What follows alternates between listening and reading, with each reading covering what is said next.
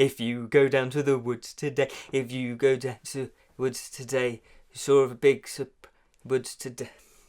It's the Woodland expansion for Talisman.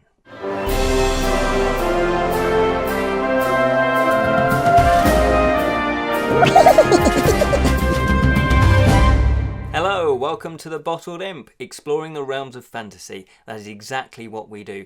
And today we're going to be looking at the Woodland expansion for Talisman. My name is Ken Boyta, and what I will say is you need the base game of Talisman. We have done a review of that, so you can check that out. In fact, we've done quite a few expansions now for Talisman, so check out those reviews. This one, however, is what I like to call another biggie. It's a corner piece for the board. So let's go into the woods today. Yeah, you know what I mean. It's the Woodland. So I hear you say, what is in the box, Ken? Well, I'm going to tell you. It's quite a lot of stuff, actually. So I'm going to have the rules here just to go through exactly what's in the box. Now, as you can see, there are some lovely, beautifully illustrated rules, which are very good. They are very precise in how they actually explain this expansion. So you have one Woodland corner board, and as you can see, this is where it fits into it. This is the base game board, so you will need the base game, as I mentioned before. And this actually fits in where it's parallel or lined up with the forest. So you obviously enter the woodland via the forest. That kind of makes sense. You also get 103 woodland cards. Now these are the equivalent of the adventure cards. So on the base game, there's the adventure card. So if you're in any of the regions in the base game board, and if you've seen my review or you know how to play the game, you'll know exactly what I mean. These are the equivalent.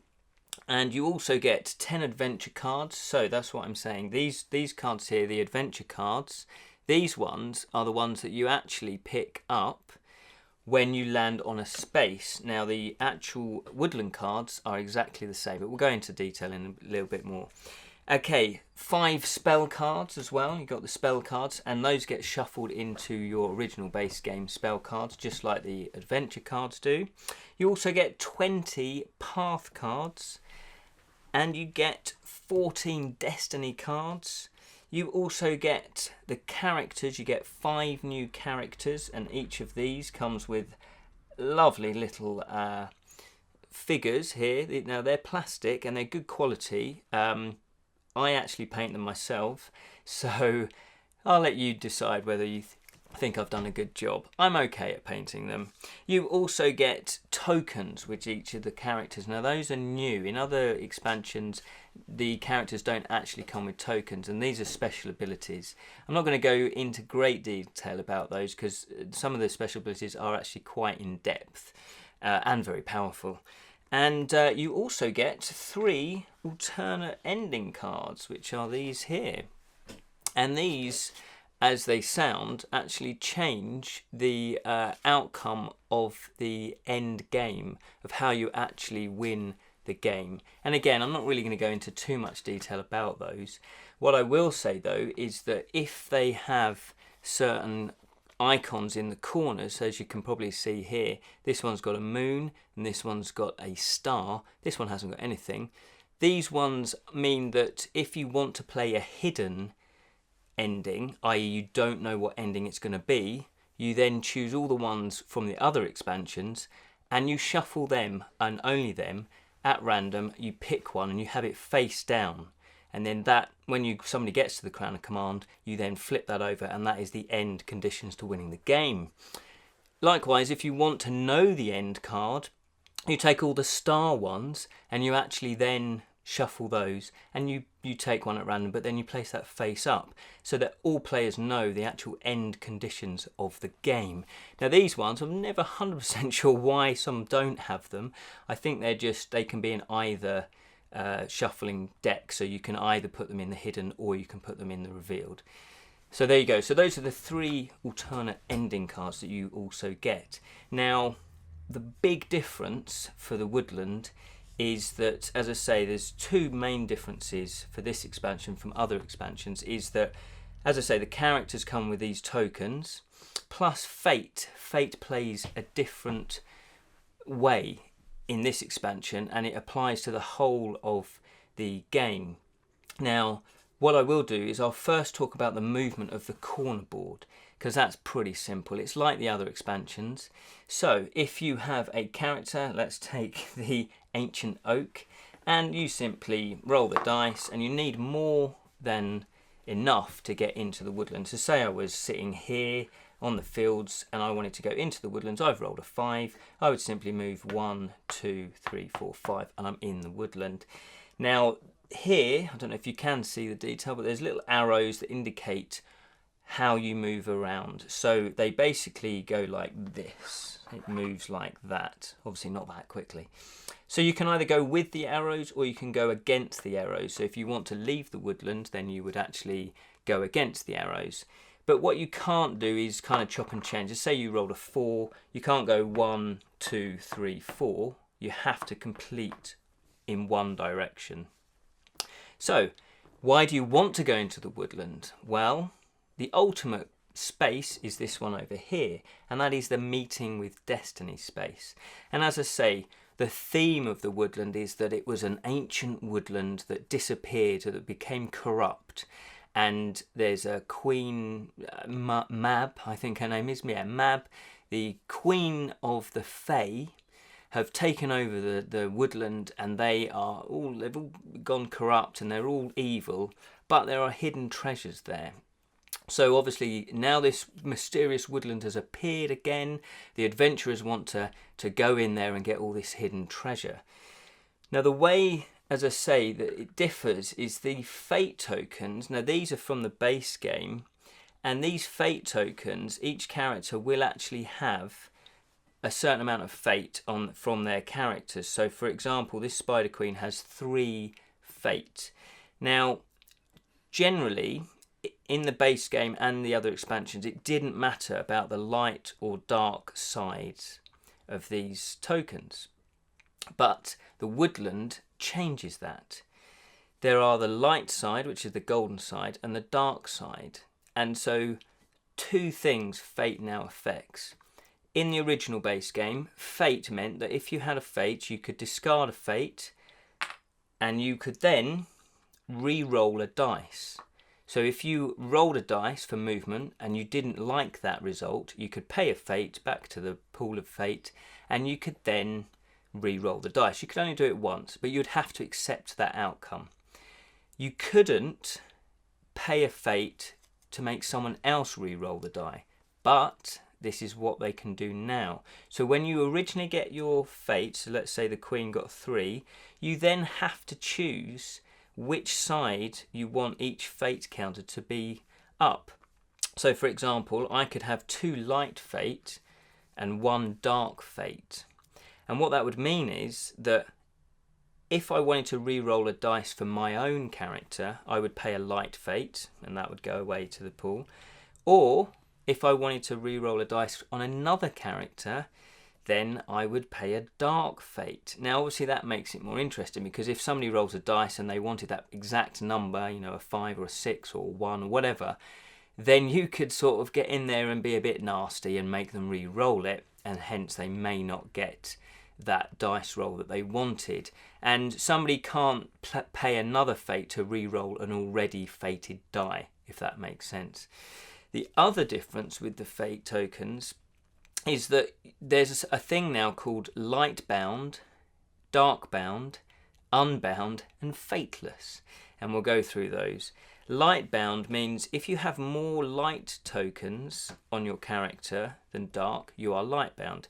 If, for example, I had more dark tokens, I would be dark bound. If I happen to have 4 fate tokens and they were equal, I would then be unbound. And if I didn't have any fate whatsoever, I'd be fateless. Now, what does that all mean? Well, in some of these adventure cards, and I'll just show you a few here, it can affect how you actually interact with a card. So for example, this monster here, what's this one called? It's the four mirror. It's a monster, it's an enemy. Obviously there are even monsters, I can't pronounce their names.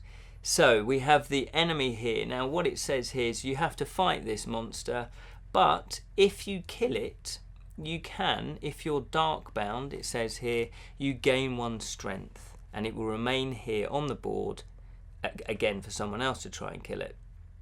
If you are light bound, you discard him, which means that you actually lose out because you can't take him as a trophy. So obviously being dark bound or light bound does have an effect. For example, if you're dark bound, it says you gain 1 dark fate if you beat this monster. If you are light bound, you lose a light fate. Now I don't know if it's best to be dark bound or light bound because I've not gone through every 103 of these. If you are fateless, then it means you actually have to do the bottom choice, and in this case it's the light one, which is lose 1 fate. If you are unbound, sometimes it says there's no effect. So those are the main differences with fate. And as I say, with the tokens, the other tokens, with the characters, let's just go quickly through the characters. This is the Leywalker, and he has these portals. I'll just go through this one. He has these portal tokens, and what that means is that he can place 1 token on another character, and then on his next go he can go to that space as a teleportation. He doesn't have to roll the die exactly. So what he then has to do is he then takes his portal counter back and he can reuse it. So those tokens, each of the characters have their own special tokens. I'm not going to go through all of them, but we have the Ancient Oak. He's pretty cool. And next up we have the Totem Warrior. Again, he has, well, you can imagine totem spirit tokens. We have the Spider Queen. She has little spider web tokens that can ensnare characters. And we have the Scout, who has the Hidden Path tokens. So each of these tokens really does add a new layer of special ability, because although you have your own, each character does have their own written special ability, it's just another way of making these characters individual. I really, really like that. It really introduces a new strategy within the game. So let's go through some of these other cards. Now we have here the path cards. Now what happens is 3 cards will be drawn and placed next to the board. So obviously I'm not placing it next to the board there, but you put them next to the board. They're shuffled and pulled out at random. And what you do is when anybody enters the woodland, what happens is you then get to choose 1 of the 3 cards. And what that means is that you then have, there's 2 effects on the card. One is the travel effect and one is the actual meeting with destiny effect. So the travel effect, for example, here with this card, it says at the start of your turn, you may replenish 1 dark fate. So it's pretty positive. This one says subtract 2 from your attack roll during battle and psychic combat. That's not so good. That's a bit negative. And this one here, it says your object carrying limit is increased by 2. So that's positive. So there's a mixture of positive and negative. Now, those are the travelling effects. So every time you're in the woodland and you've got one of these and you have to have one of these, that effect will be with you. As soon as you leave the woodland, it disappears. The other thing is when you finally do, if you manage to get all the way down here and each time you land on one of these spaces, you'll be picking one of these woodland adventure cards, you will then be resolving these as normal. So this one is a place. So you just be resolving the cards as normal. Now, once you've gone all the way through and you get to the end, I mean, you don't have to go there. You can back out at any point. But once you get to the final space, which is the meeting with destiny, that's when you look at your card and hopefully you've chosen wisely, and then you have to resolve the bottom half of this card. And this one says when you reach the meeting with destiny space, take 1 object or all gold from another character and then move to the city. So obviously that's a really good one. You can take an object, so if someone's got a talisman or something really cool, you can take that, or you can obviously take all their gold. This one here says you have to fight the Queen Titania in psychic combat. She has a craft 7 and she adds 1 craft for each dark token, each dark fate that you have. And then if you defeat her, you then get to choose, pick at random a destiny card. So we'll go on to those. So destiny cards are these, and they're kind of like little rewards. So these are the main sort of treasures that you will find. And here they are. And as you can see, there's a light and a dark side. So there's the dark and there's the light. So that reflects again in the fate. Now what these are is they're little, they're like permanent effects. So even if you leave the woodland and even if you go back in, you still have these destiny cards. So for example, this one says increase your strength value. So if you start with 4 as your strength, you will actually increase that by 1. And it says increase your fate value by 1. So again, if you started with 3 or 2 or whatever, it gets increased. So that's a really good permanent effect. This one also says when a follower is drawn, you may replenish 1 light fate.